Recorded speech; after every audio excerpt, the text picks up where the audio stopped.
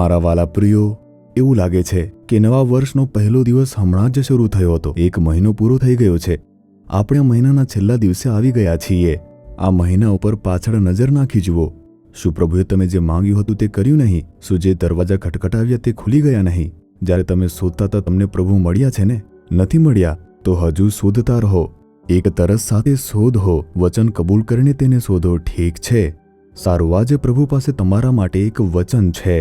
તે શું છે જાણો છો? પુનર્નિયમ 28મો અધ્યાય તેની 12મી કલમ. યહોવા તારે માટે પોતાનો અખૂટ ભંડાર એટલે આકાશ ઉઘાડશે.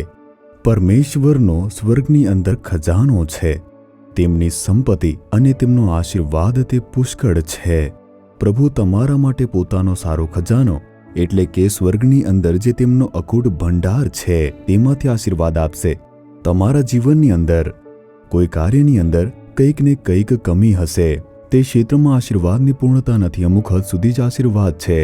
જે પરમેશ્વર સ્વર્ગના ખજાના ખોલે છે અને આપણને આશીર્વાદ આપે છે તે મેળવવા પૂરતી જગ્યા રહેશે નહીં. બસ આટલું પૂરતું છે. ઘરમાં હવે સંગ્રહ કરવા માટે જગ્યા નથી. કોઠારમાં વસ્તુઓ સંગ્રહ કરવા માટે કોઈ જગ્યા નથી.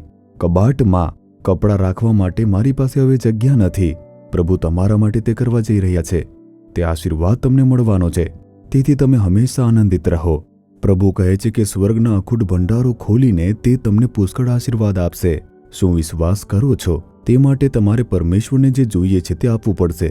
બાઇબલ કહે છે, બધા દશાંશ ભંડાર તમે મારા ઘરમાં લાવો જેથી મારા ઘરમાં ખોરાક હોય. પછી હું તમારા માટે સ્વર્ગની બારીઓને ખોલી નાખીશ, તમારા પર એવા આશીર્વાદને રેડીશ. તેથી આપણે પરમેશ્વરને પ્રેમ આપવો જોઈએ, આપણો સમય આપવો જોઈએ, આપણો શ્રમ આપવો જોઈએ અને આપણી આવકનો એક ભાગ આપવો જોઈએ. જો આપણે આવી રીતે આપીશું તો તે સ્વર્ગની બારીઓ ખોલીને આપણને આશીર્વાદ આપશે, એક ભરપૂર આશીર્વાદ આપશે. શું વિશ્વાસ કરો છો? વિશ્વાસથી કહો કે હે પ્રભુ, હું તમારા માટે સ્વર્ગની બારીઓ ખોલીશ અને એટલા આશીર્વાદ આપીશ કે મૂકવાની જગ્યા રહેશે નહીં. આ દીકરીને આશીર્વાદ આપો, આ દીકરાને આશીર્વાદ આપો, તેમને ભરપૂર આશીર્વાદ તમે આપો પ્રભુ. આજે પણ તેમને આશીર્વાદ આપીને ખુશ કરો પ્રભુ. ઈશુના નામમાં પ્રાર્થના કરીએ છીએ. આમીન, આમીન. જીસસ રીડીમ્સ ગુજરાતી યુટ્યુબ ચેનલને સબસ્ક્રાઇબ કરો. દરેક નવા કાર્યક્રમની માહિતી મેળવવા માટે બેલ આઇકન પર ક્લિક કરો.